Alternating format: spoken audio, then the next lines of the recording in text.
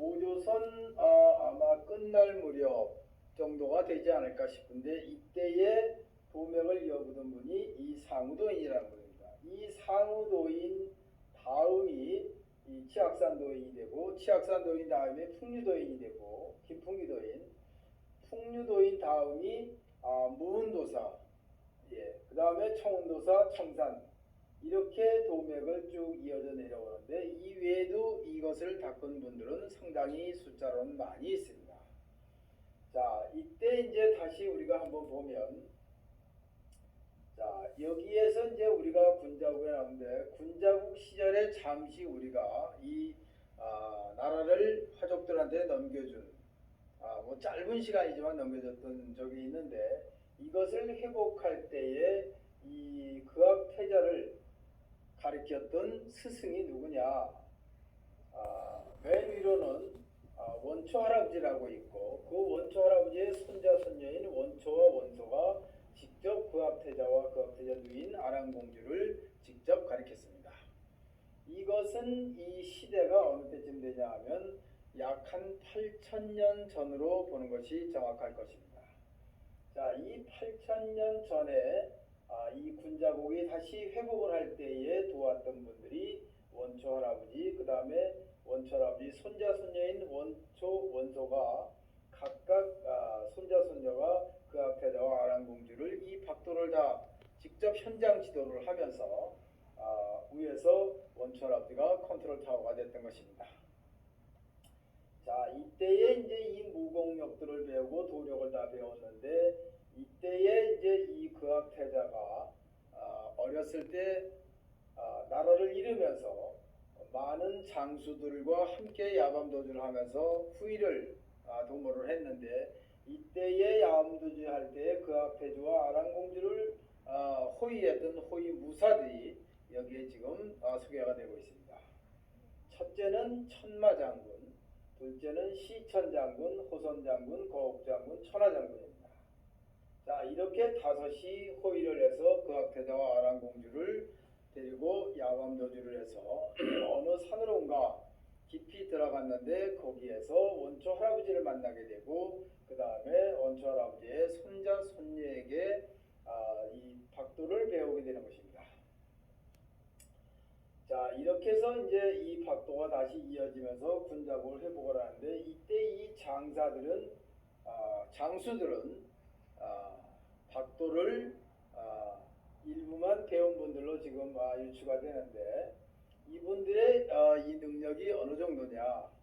천마장군의 뜻은 천근의 바위를 든다 해서 천마장군이고 시천장군은 활을 시위하는데 십리밖에 물자를 맞춘다 해서 시천장군이고 또 호선장군은 말을 타고 가다가 작은 칼로 나르는 제비를 떨갔다 해서 호랑이같이 날렵하다 해서 호선장군이라고 이렇게 닉네임이 붙었던 것입니다. 이 거옥장군은 그 당시에 검은고를 얼마나 잘 키는지 검은고를만 틀어서도 사람의 그 감정을 울고 웃기면서 수백 적군을 능히 물리칠 수 있는 이 검은고 실력을 지녔다고 해서 거옥장군이다 이렇게 닉네임이 붙었고 그 다음에 천하장군이라는 분이 또 계셨는데 이 천하장군은 호랑이를 맨손으로 잡았다는 이야기입니다.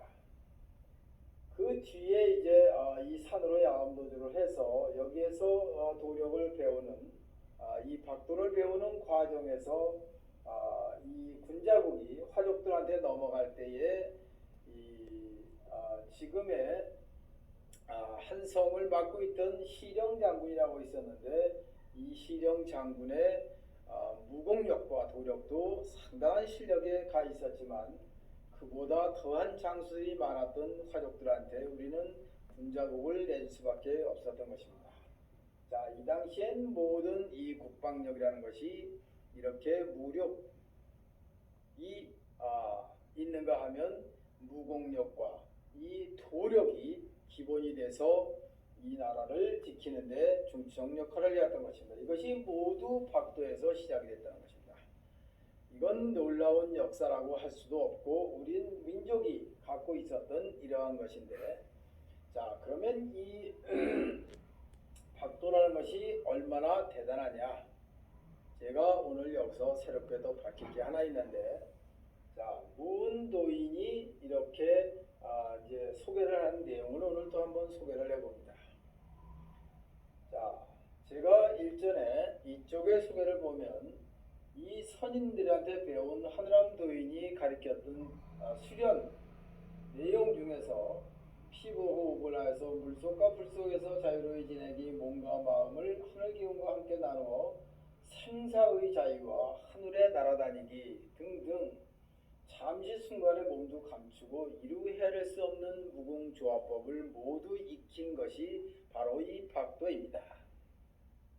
이 박도를 옳게 이렇게 지닌 사람들은 그 누구도 당해낼 수 없는 천하무적의 무력과 도력을 지닌 자로서 이것을 많은 군사와 많은 백성에게 가르쳐서 이것이 세상에 많이 보급됐을 때는 우리가 찬란한 역사를 지배를 해왔고, 이것이 현실에서 없어질 때는 우리나라가 다시 화족한테 나라를 넘겨주는 이런 참혹한 역사가 계속 반복이 되어 왔는데, 이게 공교롭게도 그 공통점을 보면 이 박도를 많이 잘 지내왔을 때는 우리가 태평성대고, 또 이것을 태평성대가 오래 가다 보면 이때에도 여러 번에 거쳐서 잡종교가 생겨가지고 그 잡종교에 빠지게 되면 박도를 멀리하니 이때에 바로 우리는 힘을 잃게 되고, 박도를 멀리해서 우리가 군비도 제대로 갖추지 못하고 국방력도 약해지니까 당연히 외부 침략을 받을 수밖에 없었던 것입니다. 이때에 우리 군자국을 침략할 수 있는 민족은 유일하게 우리가 가르쳐 놓은 화족밖에 없습니다. 이 화족들과 우리 동이족 간에는 이렇게 무공력과 도력을 지닌 박도를 가지고 수없이 분쟁을 해왔던 이런 다툼의 세상이 이어져 내려왔는데, 이것이 이제 고조선이 멸망하면서 그 이후로는 끊기고 이 박도가 세상 속에서 산속으로 완전히 들어가면서 종교는 날로 번성을 하고 박도는 세상에 빛을 발하지 못하는 시대가, 암흑시대가 지금 2000년을 넘게 이렇게 흘러내려오고 있는 것입니다. 자, 오늘날 이제 중국이 이 대륙을 다시 다 지배해서 오늘의 중국이 대국이 됐다고는 하지만, 이것은 우리가 박도를 다시 수련하는 날까지만 허용해 준다는 것입니다. 자, 이 청산도인의 스승의 스승이신 무운도인이 청산이 이 수련을 배울 때에 이 청산한테 와서 박도에 대한 이야기를 해주신 내용이 일부 좀 있어서 이것을 한번 소개를 해드릴까 합니다. 자, 발굴 받을 때는 몸에서 30가지, 마음에서 40가지가 일어나는데, 그 중에서 보이는 것, 그 다음에 말하는 것, 먹는 것, 가고 오는 것, 또 물에서 걷기, 잠기기, 또 불에 타지 않는 것, 또 딴 세상을 오고 가는 것, 이건 영계를 얘기하는데, 무엇을 만들기도 하는 것, 이거 무엇이든지 다 만들어내는 것입니다. 자, 이 높은 자리에 오르는 것은 바위, 모래산을 걷는 것도 있고, 또 나르는 것도 있고, 세상 천지에 못하는 것이 없다. 글도 절로 나온다. 이 대목이 아주 지금 새로운 역사를 쓰는데 우리가 주목해야 될 점입니다. 자, 이 수련을 이렇게 다 맞추게 되면 세상 천지에 못하는 것이 없는데 그 중에 글도 저절로 나온다. 자, 글을 지금은 누가 만들었다, 무슨 문자다 이야기하는데, 이런 것들도 모두가 다 이 박도에서 이 박도를 다 마치신 분들의 손에 의해서 이 문자도 만들어진 것을 인간들이 갖고 나와서 자기네들이 자기네 기준에 맞게 새롭게 정리해 놓은 것이 오늘의 문자다, 이렇게 보는 것이 정확한 것입니다. 자, 아무데나 다녀도 걸리는 것이 없답니다.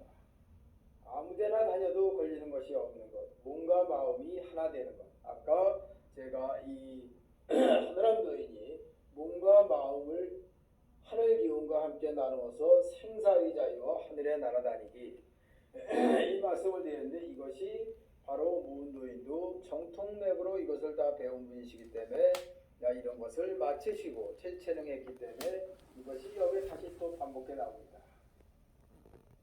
그래도 이렇게 다 해도 그래도 다 한 줄 알면 안 되는 것이야. 이 도의 깊이를 알 수가 없습니다. 발굴 받는 길은 한없는 길이고 끝이 없는 길이야. 이렇게 제자의 제자한테 이러한 박도의 이치를 설명을 해 주십니다. 자, 우리가 여기서 공통점은 한우람 도인부터 그 다음에 이 청구국, 그 다음에 고조선으로 내려와서 신라에서 풍류도인에서 무은, 청운, 청산도인까지 내려오면서 모든 분들이 이 가리키는 과정이 이 공통된 이야기들이 여기 포함되어 있다는 것은 원도맥을 정확하게 그대로 이어 내려왔다는 증거입니다. 이렇게 9764년 동안 내려오는 이 도맥은 비로소 이제 이 밝은 세상에 우리가 왜 이것을 해야 되나 의문이 가는 분도 많이 있으나 이것은 이제 분명히 우리가 이유를 밝힐 수 있게 된 것입니다. 이게 무엇이냐 하면 지금 우리가 여기 상우도인 정도부터 시작을 해서 우리의 박도가 완전히 무너지기 시작을 했는데 이 우리 동족으로부터 내려오는 이 좋은 박도를 멀리하고 쓸데없는 잡종교에 빠져서 이 세상을 어지럽히기 시작한 게 2000년이 넘었습니다. 자, 이 2000년 남짓 밝기 없는 세상에서 우리는 어둠 속에서 살았지 밝은 세상에 사는 것은 아닙니다. 이 지금의 밝은 세상이라는 것은 인간이 만들어 놓은 과학을 밝은 세상이라고 하나 실질적인 세상은 어둠 속이었습니다. 이 어둠 속의 세상은 오래갈 수 없어서 이것이 잠시 이어지다가 이것이 이제 다시 다가오는 것은 오직 재앙밖에 없고 선택은 두 가지인데 하나는 박도를 다시 수련을 다 할 수 있느냐 아니면 재앙을 맞을 것이냐 이렇게 나와 있는 것입니다. 이제 박도를 또 멀리하고 지금도 제대로 닦지 않으니 오직 남은 것은 대재앙이라 세계 곳곳에서 많은 예언자들이 이 박도에 대해서는 얘기할 수 없으나 대재앙에 대해서는 한결같이 한 입과 한 입으로 이야기를 하고 있습니다. 자, 그러면 우리가 이 대재앙에 대해서 그럼 대비책은 누가 밝혀놓고 있나? 이 대비책은 밝힌 사람이 없습니다. 대안은 문헌으로는 제가 본 거로는 우리 그 이조 시대 때에 그 남사고 선생 그 예언록을 보면 거기 잠시 나오는데 거기에는 이 도라는 것이 나오고 수행이라는 것이 나오는데 여기에서 이제 숨에 대한 얘기도 잠시 나오고 이것을 해야만이 오직 이 대재앙을 넘어갈 수가 있다. 이것을 유추해 보면 이것은 우리 박도를 두고 한 얘기다. 그래서 박도가 몇 년이 내려온 것은 이런 데서도 우리가 쉽게 발견할 수 있었던 것입니다. 자, 이것을 이제 수백 년을 거쳐서 천년을 거쳐서 청산도인께서 세상에 나오셔서 모든 걸 이제 이렇게 다 밝혀놓으시니 오직 대재앙을 우리 인류 지금 70억이 이 대재앙을 벗어날 수 있는 길, 극복할 수 있는 길은 오직 하나. 박도를 수련을 해서 우리가 강력한 체력을 유지하고 면역력을 유지를 해서 어떠한 괴질도 이겨낼 수 있는 아주 좋은 시대를 맞이할 수 있는 것을 요즘에 우리나라에서는 후천개벽 세상이라고 얘기를 하고 또 서양에서는 무슨 누가 재림을 한다, 누가 내려오는데 다 부질없는 이야기고 오직 이제 그 대안을 갖고 인류를 구원하기 위해서 내려오신 이 청산도인께서 나와서 이 대재앙에 대한